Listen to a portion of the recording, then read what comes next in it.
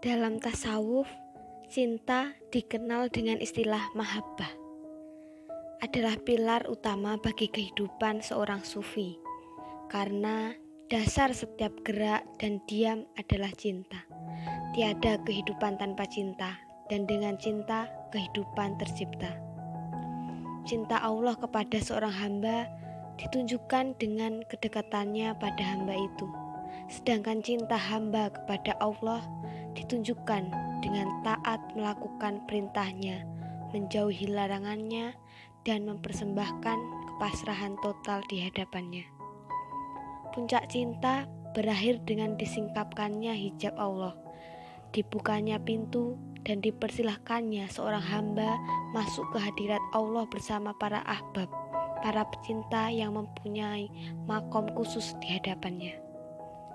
Robiah Al-Adawiyah, salah seorang penyair sufi perempuan yang terkenal pada abad kedua Hijriah atau ke-8 Masehi di Basrah, Irak, adalah Robiah Al-Adawiyah, seorang perempuan yang menghijabi dirinya dengan keikhlasan agama, seorang yang selalu membara oleh api cinta dan kerinduan kepada Tuhan, seorang yang selalu terpikat oleh kecenderungannya untuk selalu dekat dengan Tuhannya dan dilumatkan oleh keagungan menyatu dengannya, seorang perempuan yang telah menanggalkan dirinya guna menyatu dengan yang agung.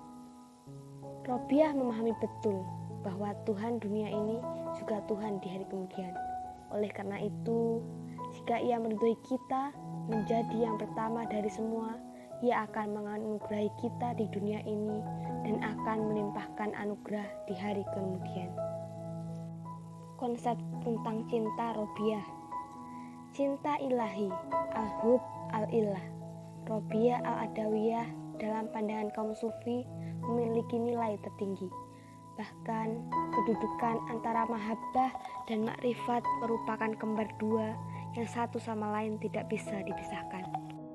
Abu Nasr As-Saraj At-Tusi mengatakan, cinta para sufi dan makrifat itu timbul dari pandangan dan pengetahuan mereka tentang cinta abadi dan tanpa pamrih kepada Allah. Cinta itu timbul tanpa ada maksud dan tujuan apapun.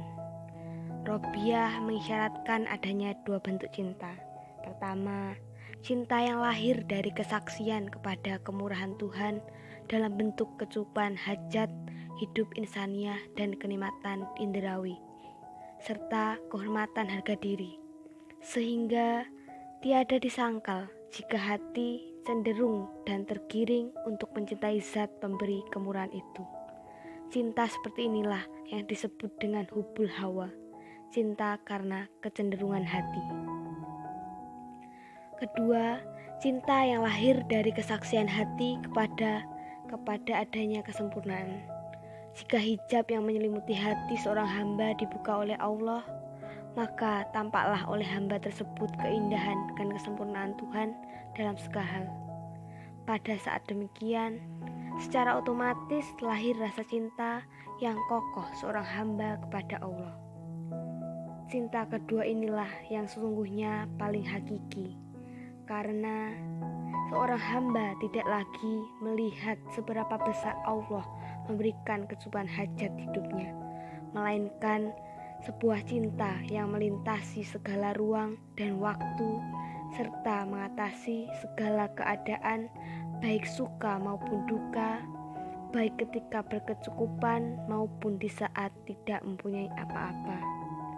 Apa yang diajarkan Robiah melalui mahabbahnya sebenarnya tak berbeda jauh dengan yang diajarkan Al-Hasan Al-Basri dengan konsep khauf, takut, dan raja harapan. Hanya saja jika Hasan Al-Basri mengabdi kepada Allah didasarkan atas ketakutan masuk neraka dan harapan untuk masuk surga, maka mahabbah Robiah justru sebaliknya. Ia mengabdi kepada Allah bukan lantaran takut neraka maupun mengharapkan balasan surga, namun ia mencintai Allah lebih karena Allah semata. Cinta bagi Robiah telah mempesonakan dirinya hingga ia telah melupakan segalanya selain Allah. Tetapi bagi Robiah, cinta tentu saja bukan tujuan, tetapi lebih dari itu. Cinta adalah jalan keabadian untuk menuju Tuhan sehingga Dia ridho kepada hamba yang mencintainya. Dan dengan jalan cinta itu pula Robiah berupaya agar Tuhan ridho kepadanya dan kepada amalan-amalan baiknya. Harapan yang lebih jauh dari cintanya kepada Tuhan tak lain agar Tuhan lebih dekat dengan dirinya. Dan kemudian Tuhan sanggup membukakan hijab kebaikannya di dunia dan juga di akhirat kelak.